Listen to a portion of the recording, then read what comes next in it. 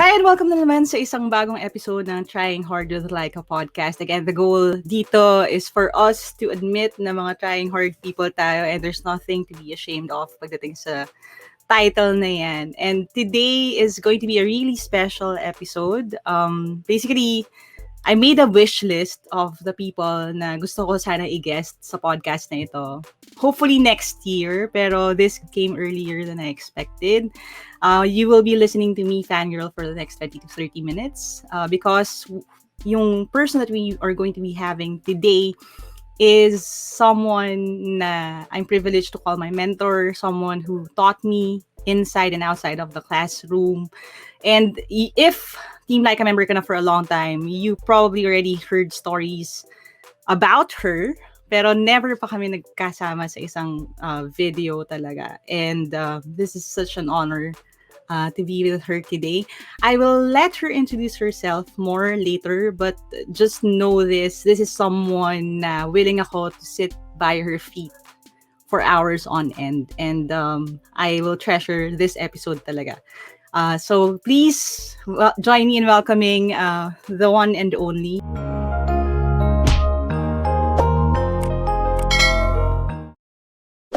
Attorney Janet Villa, ang aking mentor and college professor turned friend, nanay din, and ang number one cheerleader, hindi nyo lang nakikita, ng Team Lyqa. So, ma'am, hello po. Welcome to the show. Lyqa, sobrang honor for me. Alam mo naman mga teachers, di ba? Ang delight talaga ng mga teachers is when we see our students doing better than ourselves. Kaya it's such a delight. And yes, I am a fan of trying hard. Okay, if you're gonna ask me how I am, I'm trying hard. And that's a good thing. Para sa akin talaga. So, what am I doing right now? Yan ang magandang tanong because alam mo, yung buhay ko, yung journey ko talaga in flux. It goes in stages. Siguro kung may plan A, may plan B, may plan C, I think I'm living plan C now. I'm not sure. Plan C.5. So very open ako dun sa mga nudgings ni God kung saan ako pupunta. So right now, I'm a missionary for the Fellowship of Christian Athletes. At kung meron mang trying hard na missionary, ako po yun. In fact, hindi ako athlete. I never was sports-minded. I never had a sport except badminton. Only recreational, pero hey, I'm a missionary for the Fellowship of Christian Athletes. So I guess you could say I am trying hard, and it's well worth the effort. Yes, we knew her as Attorney Janet, of course, Professor Janet, nung nasa college kami. Pero now, ma'am, ang tawag na po sa inyo, I listen to your radio show, yung Puso at Lakas, is Coach Janet din. So, bilang Coach Lyqa, ito yung si Ma'am Janet yung coach ko. So, just so you know. And I'm so grateful again po na pumayag kayo dito. One of the things, ma'am, na sinishare ko po sa students ko is this. Honestly po kasi nung bata rin ako, pag sinabing trying hard po kasi negative thing. And dahil growing up, kahit pa paano we were doing well in school, merong parang air ng yabang minsan kapag you're better than your classmates. And may cases po na kapag hindi ko alam yung isang bagay, dahil nga may assumption na I should know this, I would pretend na alam ko kahit na sa totoo lang hindi. And that is one of the things po na I unlearned when I met you. Kasi sinasabi ko po ito lagi sa team. We would be in class, tapos po you would stop the class, tapos sasabihin niyo, oh, have you heard about itong word na ito? Na na-mention sa poem or story that we're reading that day. Tapos you would actually Google it in front of us or titingnan natin sa dictionary together. And sobrang foreign nung idea na yun sa akin, ma'am. Kasi I grew up then with teachers and professors who would, again, at times, fake din na alam nila isang bagay. Or hindi nila sasabihin yun sa amin na, halika, let's explore this, let's learn this together. So, malaking bagay po talaga kayo sa kung paano ako ngayon as a person. I love that. Hindi ko alam yun, Alam mo, siguro, nakakatuwa because I didn't even know I was doing that. But I guess it's because I wasn't really schooled to be a teacher. I don't really have a degree in teaching. But what I do know is that I am schooled in learning. Yan ang gusto ko talaga. I remember that the thing I really love about teaching is that teaching is twice learning. Yan ang natutunan ko talaga. So I homeschool our daughter now, si Anna. She's 11 years old. Tapos ang dami niyang tanong, hindi ko masagot na. Kasi ang problema ng homeschooling, hindi mo problema, but challenge, no? Which means I have to try harder. Ang challenge ng homeschooling is that kailangan gets ko lahat ng subjects. So from science, to math, to all of these things, kailangan medyo may konting alam ako. But here's the thing, konti lang ang alam ko. So meron kami, pag may nagtatanong na yung anak namin, why is the Bible in Aramaic? Or kung tatanungin ka, bakit si Hello Kitty wala siyang bibig? So hindi ko maibigan, di ba? Ba't ang laki ng mukha ni Hello Kitty? So meron kaming big book of questions. It's just an ordinary notebook. Siyempre, ginandahan lang namin yung sulat namin, pero ang nakalagay dun sa big book of questions, yung mga tanong na hindi ko masasagot. So the idea is that we journey together, Anna and I, in figuring out kung ano yung questions. Ang mahirap lang kasi about pretending to know it all is that at some point mahuhulit all. Tapos, ito pang isang mahirap dyan sa pretending to know it all. Nakaka-stress siya. Sobra. E di, mas maigi na lang na siguro kasabay ko kayo in knowing some things. And I think the thing about literature, which was the subject that I had with you, and of course, the funny thing is I didn't have a single literature degree in my life. So I'm business ko teaching literature, di ba? And the business there is that I love it. And I think love and passion for something just helps us to do great things beyond ourselves. Ang nagpropel doon, the root behind it is we love it. So hindi natin napapansin that we're doing big things. And because I talk a lot, I probably missed the question. What was the question again? Wala pong question actually. Nag-gush lang ako. I bet in class, ganun din ako eh. Kung saan na lang pumupunta yung mga sinasabi ko. But I guess what I'm really trying to say is that there is a humility to learn. Kasi alam natin agad that we don't know it all.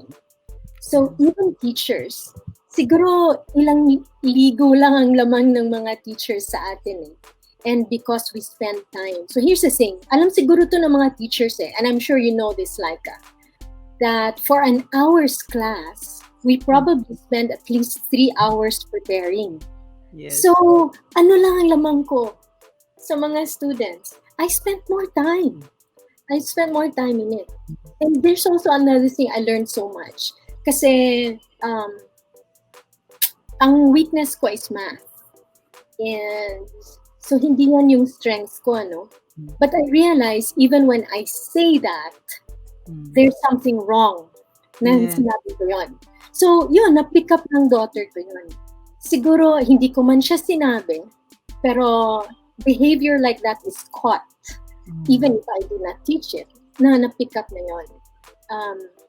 And yung idea na what helped me was that to confront kung na mahirap talaga yung math, to understand it. Mahirap for me because it didn't come naturally to me. But that number one, attitude ko ang mangingibabaw, di ba?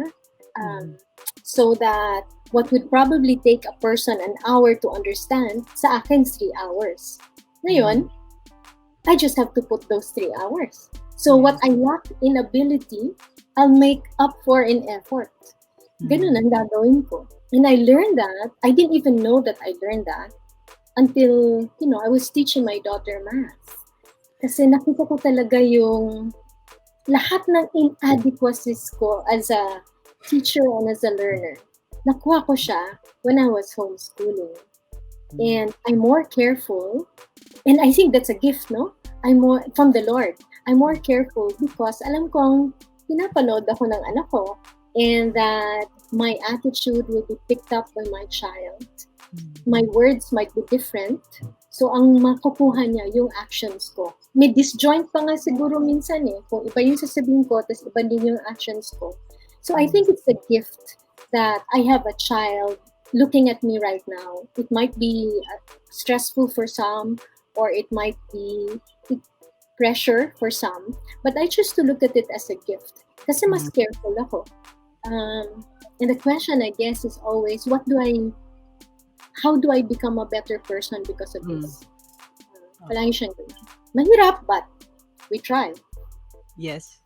Opo, ma'am, I'm glad that you mentioned that. Na yung tendency po of yung mga beliefs, limitations, perceived limitations ng parents. Sometimes na ipapasa siya sa children.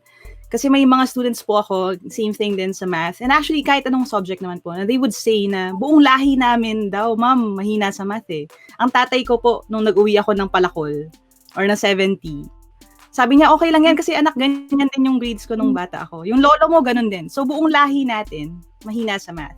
And siguro yung mga first few moments po na naiintindihan nila yung fractions or integers, you would see na magliliwanag talaga yung eyes nila. Kasi finally, maintindihan nila na, okay, posible pala for me to learn.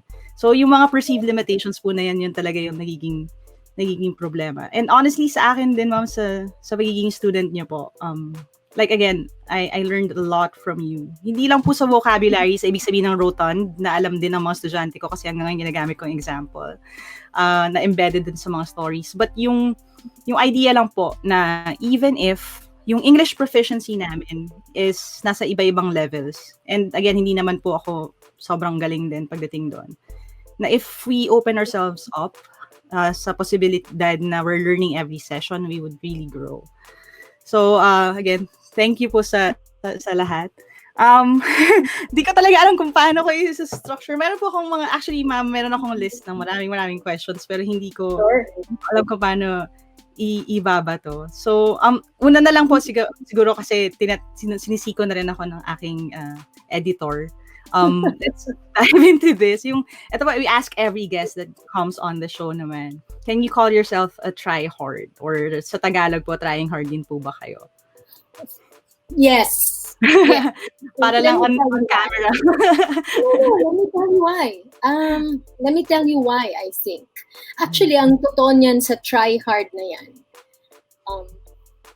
ang tawag nila ngayon dyan is a growth mindset.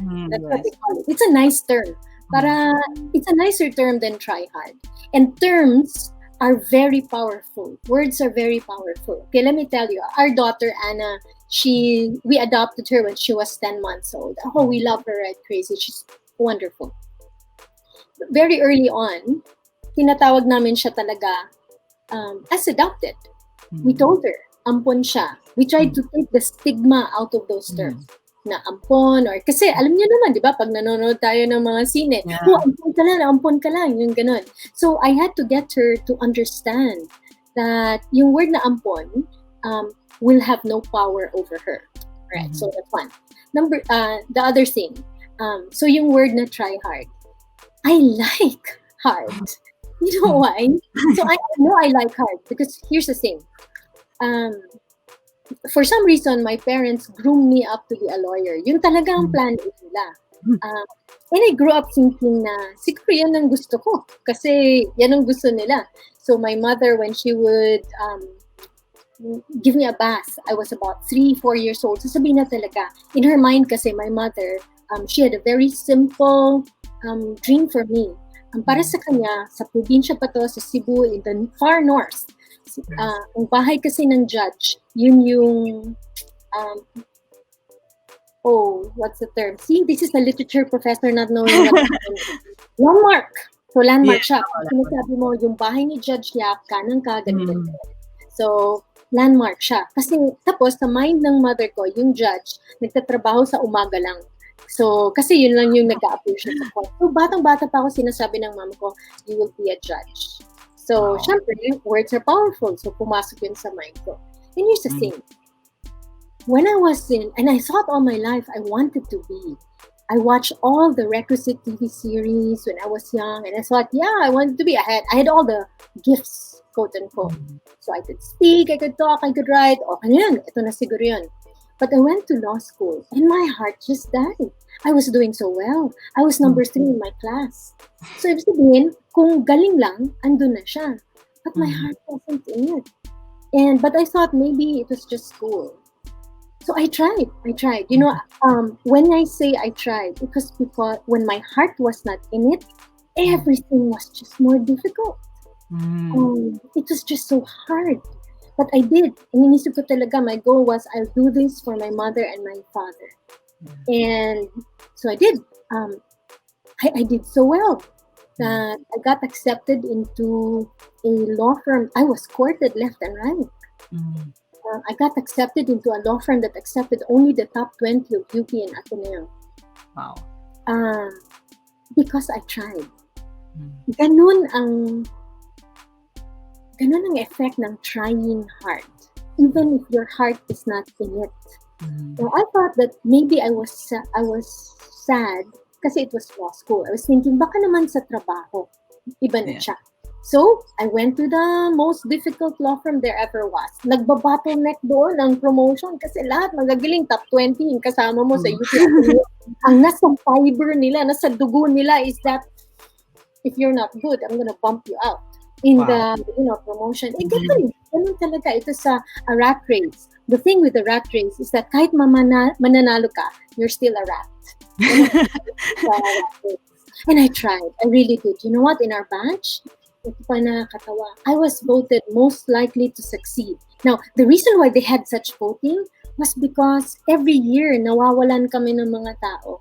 Ganun kasi. It was difficult. In a law firm, over 100 lawyers. Wow. But then hindi pa rin. So I thought, you know what? I'm not gonna give up pa rin. I was not happy. On a Sunday night na uuwi na ako sa dorm kasi nag-boarding house lang ako noon. Iiyak ako kasi alam ko the next day may trabaho na. That was how hard it was for me. But I didn't quit because I was thinking maybe there's some sense will come afterwards. I didn't quit.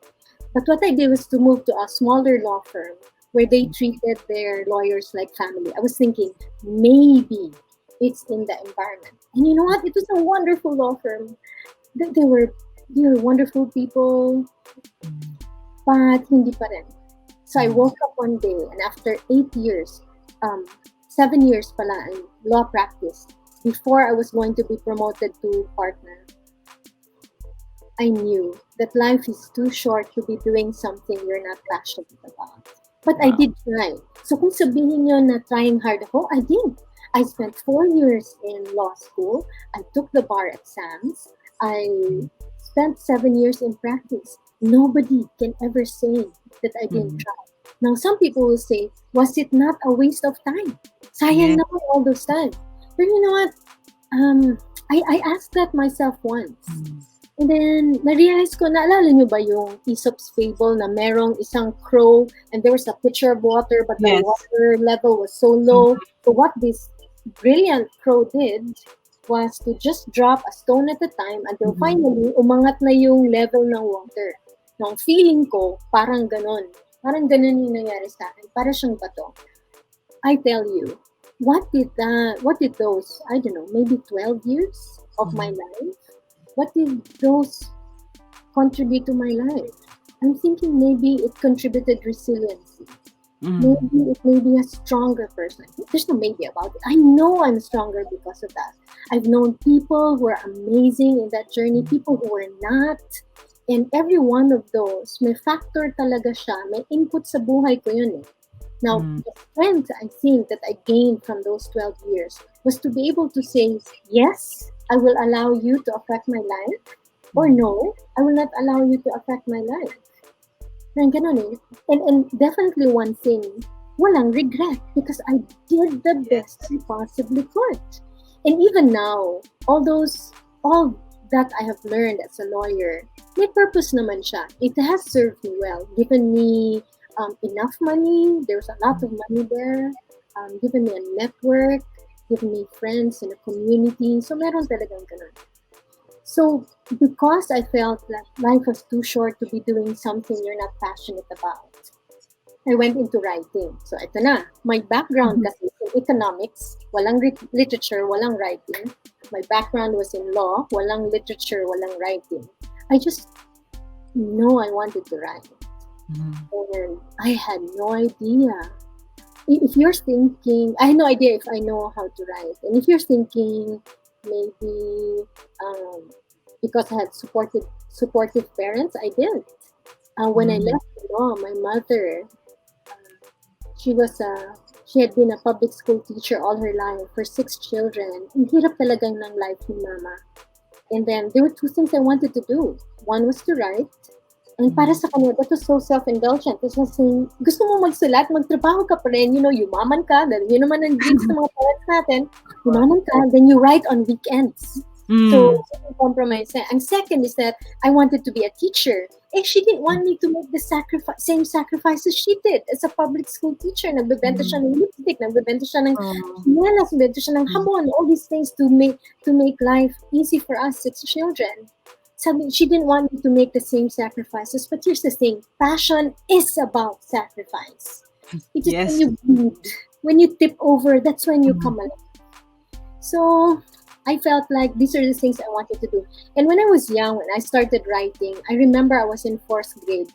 May nakita nung papa ko yung sinulat ko. And he asked me actually to write a note on behalf of the family. It was a birthday card. And then binasa niya, tapos tinapon niya talaga sa table. Sabi niya, kabati, ana, which means like, ang pangit niya. Now, I stopped writing when I was 9 years old. I stopped. And then, fast forward to the year 2001, when I thought, I just want to write. That's all I want to do. And I don't even know if I can. But it doesn't matter, does it? ang ano lang talaga niyan is that, do I want to? So I did. I went back to school. And you cannot imagine kung ano yung sinasabi ng mga kasama ko sa law school. When I was in a law firm, bawal sa amin ang jeepney. At bawal sa amin ang mag-jeepney. Bakit? Kasi we had, di ba ang gusto mong abogado? Diba? Yan ang gusto mo. Because you want your spokesperson, your mouthpiece, your hammer. You want it to look nice. You want her to speak well. Bigla akong naka-backride na ako sa tricycle. So, inisip ko, habang naka-backride ko, parang, ano kayang sinasabi ng mga kaibigan ko? Pag nakikita nila ako sa daan, nagpa-backride. And of course, that was part of my journey, di ba? May konting hiya ako na, ano ba naman when I was teaching at Messiah College and we were paid by the hour, pagkatapos pa ng payment doon, there was a box sa office na nakalagay, pwede ka rin magbigay kung gusto mo. So, ang nangyari tuloy was that yung kapiranggot na nakuha mo, ibabalik mo rin din siya doon. So, really a total lifestyle change. But what is the point of all that? The point of all that was I was willing to be in difficult circumstances because I believed in what I wanted to do. Even if it meant I would leave a cushy job, I would leave something I'm familiar with and good at to go into something that I have no idea kung okay ako doon. So, eto na. Ito ang problema sa Lyqa, tell me if I'm talking too much. Alam mo naman ako, diba? So, I went back to school. I took up creative writing. I took up fiction. And I poured into it all that I could. You have to understand, when I went to creative writing school, I was the oldest. They were pawing me. Eto po. So pag uwi ko sa asawa ko, sabi ko, Jo, pinupo nila ako. Sabi ng asawa ko, it's okay, mas mataas naman allowance mo. Kasi naisip ko talaga, ang hirap pala, no? Mga kaklase ko, ang gagaling. And they were young. So if I was looking for an excuse, dami akong excuse. My excuse would be, what am I doing? I'm in my 30s. Was I? Baka pa nga mo, older eh. I was probably older. I was probably like 34 or something. Competing with kids. I attended a workshop and the youngest there was 19 years old. And guess what they called me? Mudra. I was their mother. I was so old. I need to think, they had far more books than I had. Because I had no time. I was working as a lawyer. But when you are truly passionate about something, when you want something hard enough, you work hard. You just try. Here's the thing. Let me share this with you. This is one of the things that really struck me at some point. You know, there's a doctor, a surgeon. His name is hang on. His name is Atul Gawande. He wrote a book called Complications: A Surgeon's Notes on an Imperfect Science. Ito yung sabi niya. Ang surgeons daw, they believe in practice, not talent. Sabi nila, if you really wait, every 2 or 3 years, there's probably one surgeon na ang pagdating niya, ang galing na talaga, he has the hands for it. Pero 2 or 3 years yun. Maybe 1 or 2, meron din 10. But for the rest of them, the really great surgeons too, they had skill, meaning developed by hours and hours. So ang sabi ni Atul Gawande, skill, surgeons believe, can be taught. It can be taught. All you have to do is just pour in the time. Sabi din ni Malcolm Gladwell yun, di ba? Author of Outliers. I haven't read his book, but it's so nice to be able to quote people, right? Sabi ko na, kailangan mo lang 10,000 hours. Oh, trying hard ako, no, to sound intelligent. But 10,000 hours daw. I don't know kung totoo yun, but I have a feeling if you do something 10,000 hours, if you do the whole time, 10,000 hours, kayable yun. So ito yung sabi niya. Skill can be taught. Tenacity cannot. So ano yung sabihin ng tenacity? Siyempre, tingin tayo sa dictionary ulit, ano? It just means talagang yung talagang you keep at it regardless. Anong sasabihin ni mommy? Anong sabihin ng anak mo? Anong sabihin ng kapitbahay? Kahit sabihin nila, sobra naman, all that effort. Sabi nila, tenacity cannot be taught. Feeling ko, it has to be owned. You decide whether you're tenacious or not. So, ang tenacious, ibig sabihin nun, parang Rottweiler na aso. Na pag kumagat sa'yo, ayaw niyang mag-let go kahit na kung anong pinaggagawa mo sa head. Ganun. So, be a Rottweiler. Ganun siya. So, ito yung sabi niya, tenacity cannot. But, sabi niya, practice works. There have now been many studies of elite performers, international violinists, chess grandmasters, professional ice skaters, mathematicians, and so forth, and Lyqa, one of them. And the biggest difference researchers find between them, yung sobrang galing, and the lesser performers is the cumulative amount of deliberate practice they've had. Indeed, the most important talent may be the talent for practice itself. Now, think about it. Yan ang trying hard, di ba? Yes. Now, let me tell you, kasi yun nga, dami-dami kong stages in my life, di ba? Lahat yun, trying hard. And I guess you could argue sometimes that maybe I had a talent for something. That's why I was able to do this and do that. Maybe. But there's one thing in my life which I started last year. So you could say it's plan C.2. Kasi nag-aral ako ng violin. Eh, di ba ang hirap ng violin? Yes, ma'am. Pangarap ko rin yan pero sabi ko, naku, wala akong oras at dedication para dyan ngayon. But think about it. What you just said, Lyqa, wala akong oras at dedication. Because that's all you need. Maybe not to be a concert violinist, but to be able to play for yourself. So, nag-aral ako ng violin. Sabi sa akin ng teacher ko, my fingers are short. Apparently, if the fingers are longer, mas magaling sana. Okay. So, and I'm 53. I was 52 when I first started learning the violin. Oh, it's difficult. But here's the thing. Ako kasi challenge ako sa mga hard things eh. And I've failed spectacularly. But I've also won spectacularly. I'm in creative writing. It was enough for me that I've won. The 2 of my stories have won awards. Enough na sa akin yun. I'm happy with that. But I tell you, even if I didn't win any of those, I would have been okay too. I mean, kasi I did it. And I can never say that I didn't try. I did try. Now, here's the thing. Violin, I tried. And I failed spectacularly. But I kept trying. Try talaga ako. And it helps to have a crowd of people around you who would support you kahit na hindi maganda yung lumabas. But I still kept trying. Now, the reason lang why I had to stop was that it was getting too expensive. As a missionary, I had to really choose kung how I'm going to spend my own personal savings.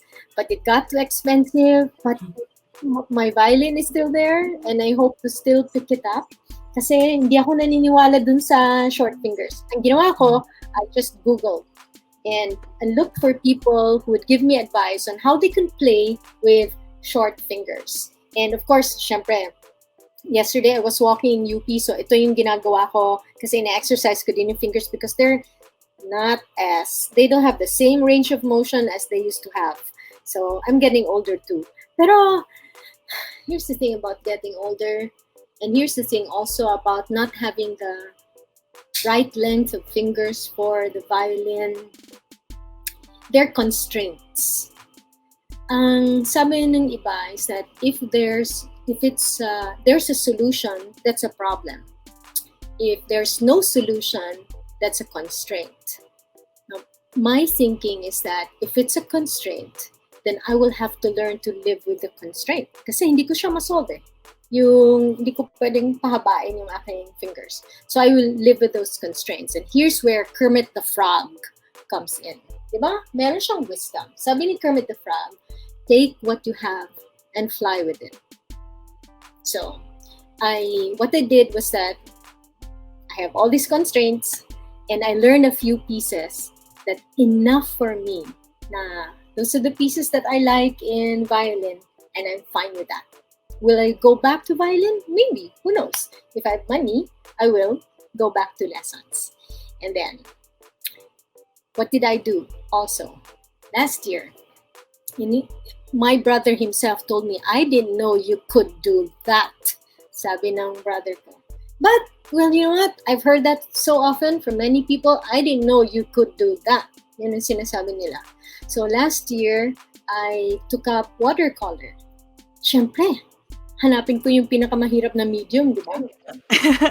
Sabi ko nila, mahirap daw yung watercolor din. Sige, Hirap po talaga. Like, I also dabble sa arts, pero wala akong patience for watercolor kasi masyado siyang temperamental. Tapos, ang tagal na magtuyo, ang tagal na mag-layer.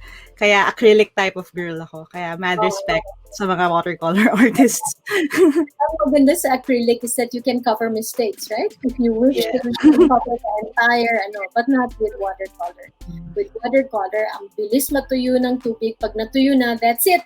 Pansit, that's done. But, well, so my brother tells me, I didn't know you could draw. Well, I didn't either. Sabi din ng husband ko, marunong ka pala mag-draw. Hindi ko rin alam eh. Pero you know what? Actually, I don't. Yung teacher namin, ayaw niya gumamit kami ng grid. Diba? Yung grid. Para malaman niya ano. Pero others could draw. I can't. Eh di, i-grid ko siya. What would take somebody a short time? It takes a long time for me. So it's been a year of watercolor. And I just keep at it. I've failed several times. I've sold a few pieces. And that's very encouraging. Pero balik ulit dun sa, if you're passionate about it, babalik din dun eh. Kasi it's really the willingness to put in what Lyqa said, patience. She didn't say talent. Time. Dedication. Yun lang naman ang kailangan mo, diba? The thing about the word trying hard, why people use that in a bad term, if you really dissect yung tono nila, trying hard ka kasi. When they say that, they're actually looking at the outcome, yung result. Kasi if you tried hard, let's say you studied and then you aced the bar exams, they will not say, grabe naman, nag-aral ka. What? Nag-aral ka? They won't say that kasi ang ganda ng resulta, di ba? So actually, dun sila, they laugh at the result. But I always think, and I know some people might think it's cliche, pero cliche siya kasi tama siya eh. Right siya kasi totoo siya. that the journey is really in the destination is really in the journey.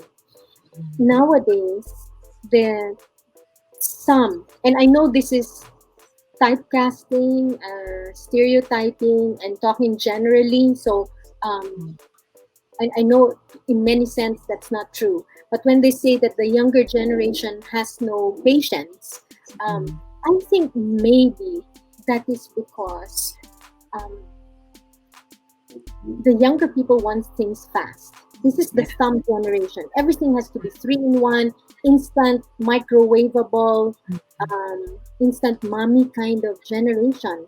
This is a YouTube generation that will skip ad 5, 4, 3, 2, 1, skip ad. But no patience to wait for the entire ad to finish, or even the respect in YouTube video is, but let's just give it. My daughter, she says, "Oh, there's another ad," but I say you have it for free.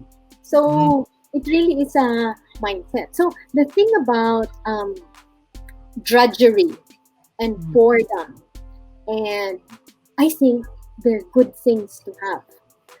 What does that mean? Yung paghuhugas ng plato, drudgery yan. Paglalaba, paglilinis ng bahay. We look at them as they're just a waste of my time. I could do other things. Parang ganun. But I think what they do is work on the spirit. Ang spirit kasi nangyayari doon is that I will do what it takes. Whether it's boring, whether it's trivial, whether it's unexciting, whether it's tedious, whether it's time consuming. I have the ability to go through that. Well, how will that strengthen you as a person? It strengthens you because watercolor is time consuming. It requires patience. It requires, there will be boring times. There will be times na you might need to put in 9,999 hours before the magical 10,000th hour. Na, I finally achieved the note. So, I'm okay with boring. I tell my daughter this, and she knows never to say it again. If she'll say, I'm bored, I'll say, boredom is your fault. If you're bored, it's your fault. Kasi when I say that, I just mean that if you cannot find anything to do with your time, if you think that boring is bad, it's not. It's not. We have to put in those hours. I think, ma'am, kailangan natin hintayin for them to grow a little bit older. Ma-realize na ang time to get bored is a luxury in and of itself. Kasi kapag marami ka ng responsibilities, wala ka ng time na maging bored. Pero, ma'am, just to add dun sa watercolor metaphor, I think dun sa beginning din ng story ninyo, you were telling us about how, di ba, you chose to be a lawyer and to be the best lawyer you could be. You chose to do teaching din and writing. And of course, you became one of the best. Palangka awardee lang naman po si Attorney Janet, no? You're a mother now, you're an artist, and you're trying to do the best that you could be in that role. Pero in many ways po, watercolor din, kaya hindi ako masyado, kaya takot ako mag-watercolor is that yung paper has a limitation sa water and paint that it can hold. Na if you soak it in too much water, if you layer in too much, tama po ba ako sa aking art theory? May times na kung pipilitin natin, bibigay yung papel. Hindi niya kayang maging lahat ng yon all at the same time. Meron ding limitation yung mga bagay. So, dun sa choice, sa pag-pursue natin ng things that we love, na passionate tayo about, may mga things din na kailangan i-set aside or hindi muna for now. And I think sa mga bata po ngayon, yun yung isa sa mga pinakamahirap na choices. Like, to add lang po dun sa drudgery nga, and sa mga bagay na parang, ba't kailangan ko tapusin tong module na to? Hindi naman ako magiging mathematician. Hindi naman ako magiging architect, ba't kailangan kong mag-draw? Bakit kailangan ko tong subject na to na hindi ko naman magagamit in the future? A lot of us don't see the importance in that kasi feeling natin, it robs us of yung time na we could have spent doing something we love. When in fact, yung practice of doing something that we don't necessarily love enables us to, number one, appreciate kapag nandun na tayo sa estado na we're doing something that we really like. Then number 2 gives us yung discipline. Dahil even if we're doing the one thing that you're passionate about, marami ka pa rin kailangan gawin na hindi mo gusto. Like taxes. Like filling out forms. Sa case ko, setting up wires and things like that. Yes. So, may ganung klaseng aspeto rin siya. Yes, I believe so. Just to add to what you said, Lyqa, I'm sorry, do I have time? Sige lang po. Ikaw lang po. So, just to add to what you said about that, no, I'm not trying to say that you will excel in everything you do just because you put in the time. Hindi din naman ganon. Kasi ako, kunwari, gusto ko din maging gymnast, pero kahit anong gawin ko, friend, kahit 1 million hours pa ilalagay ko. So, may konteksto din naman, ano, na kung saan ako pwedeng mag-excel at saan ako pwedeng hindi. But if I'm going to choose something that I want to do, I want to excel in it, and the way to excel in it is not to look for the talent. It would be good kung meron, but not to look for the talent, but to try our best. Yun lang naman. Because skill, pwede siya talagang, you can practice just to achieve the skill. Maybe skill will take you so far, or maybe it will take you really far. But we won't know unless we try it. And then the other thing about all those things na, di ba, we do say it. And I know I have said it, even as a homeschooling parent. When I struggle with something, ang automatic pumapasok sa mind ko is, ba't ko ba pinaghirapan to? Hindi din naman magiging ganito si Anna, my daughter. But I realized that in many ways, that goes into forming the character also.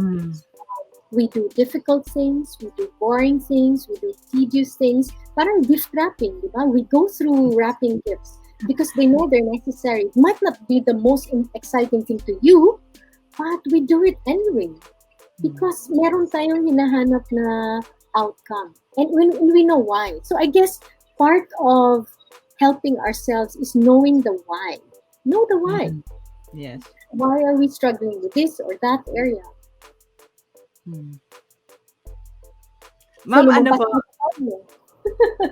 Here's something. Actually po, medyo tinry ko na rin po siya i-address in one of the earlier episodes ng podcast. Pero, like, people don't believe me when I say it. Para may konti tayong context. I was about 13 po yata sa Quezon City Science High School. Challenge kami ng professor na mag-exam for Mensa. Kasi, I guess, may chismis that I scored high dun sa isang IQ test sa high school. And I said, hindi ako magte-take ng exam. Kasi sa totoo lang po, and this is the first time na sasabihin ko to sa public, natakot akong bumagsak. Kasi sabi ko, pag bumagsak ako sa Mensa, tapos meron akong original na IQ test, baka isipin ng mga tao na parang, okay, hindi pala siya ganun ka-smart. So, dahil I was so afraid, hindi ako nag-take ng exam. Now, for context again, people who are listening, si Ma'am Janet, hindi na siya member ng Mensa. Former president po siya ng Mensa. Ano nalaman yun? Syempre, ma'am, again, fangirl po ako, no? Former president siya ng Mensa. And if you don't know kung ano yung Mensa, it's a group for people who have high IQ. Ma'am, ito na po yung tanong. Requirement po ba siya to succeed? And is it enough? Kasi po, a lot of kids would ask me that na parang, paano po yun? One of the episodes, ma'am, is why do smart people don't try hard? And I shared a little bit about my story. Na sometimes, parang hindi iba yung psychology na nangyayari doon. Pero as someone po like you, na gifted, na highly intelligent, highly skilled din, and disiplinado. Ano po yung pwede natin siguro sabihin sa mga bagets naman? Sa mga mas bata, both to the gifted and dun sa mga sinasabi nilang hindi. You know, I don't even talk about Mensa. I never share about Mensa. And I've met some wonderful people in Mensa. And I only took the test in 1997. Dumating sila from Mensa International Team. I only took it kasi lagi ako nagbabasa ng Reader's Digest. Sa Reader's Digest, palagi silang may quiz tungkol sa mesa. I said, gawin ko nga yung ganun. But you know what? Ito na, I really learned this for sure. IQ is really very tricky kasi it does tell you that you have brain power. Okay din siya, di ba? Kapag ganun. Pero so parang meron kang sasakyan na Porsche. Ang ganda niya, di ba? It can really travel fast distances. But if you have a Porsche and it's really nice, it's a really nice sports car, pero you only drive it first gear. Kahit anong gawin mo, kahit ganong gandang Porsche siya, kung first gear lang ang gamit mo doon, baliwala siya. So I'd like to think of brain power meant IQ as horsepower. It's really how you use it. The second thing is also context. Ang problema kasi sa IQ is really just one of the ways that people measure your intelligence. In fact, ang lagi nang sinasabi ng iba, I'm not a psychologist, but I find comfort in this when they say na it's not how intelligent are you, but how are you intelligent. Meaning that intelligence can possibly come in many ways. There's kinesthetic intelligence, which I don't have.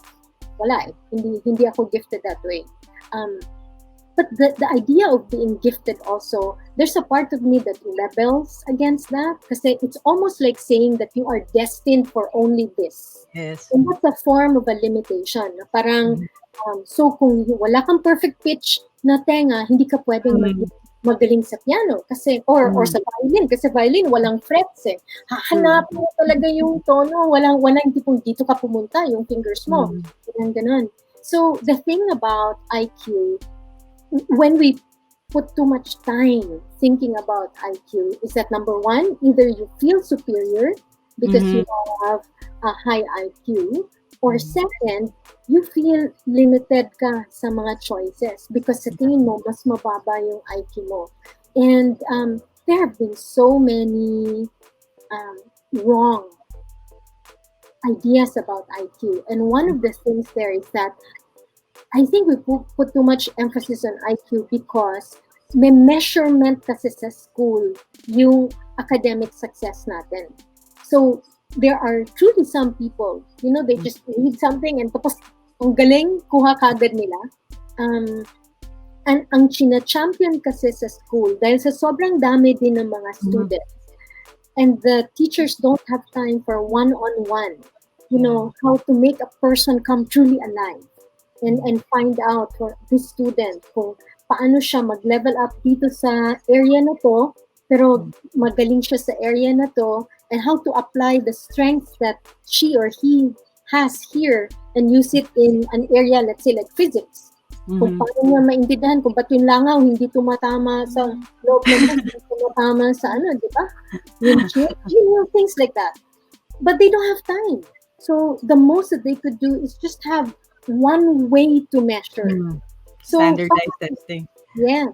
So it's not enough, I think. Parang isang teacher, di ba, sinabi niya sa ibon, sinabi niya sa elephant, sinabi niya sa lion, sinabi din niya dun sa pusa. Sabi niya, okay, tomorrow may test tayo kung sinong magaling na lilipad.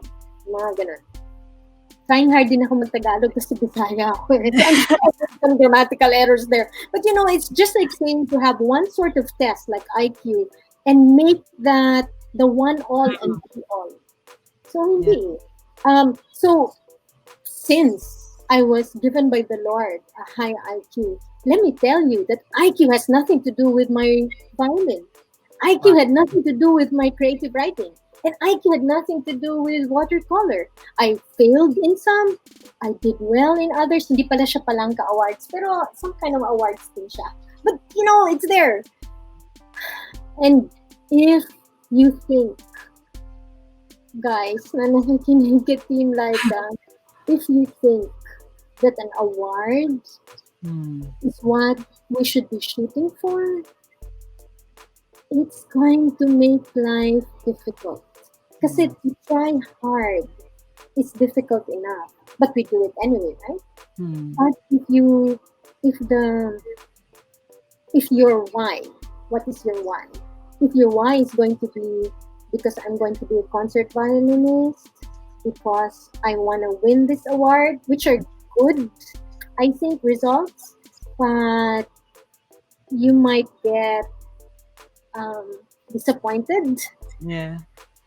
if that is not where your efforts will take you. But if we focus on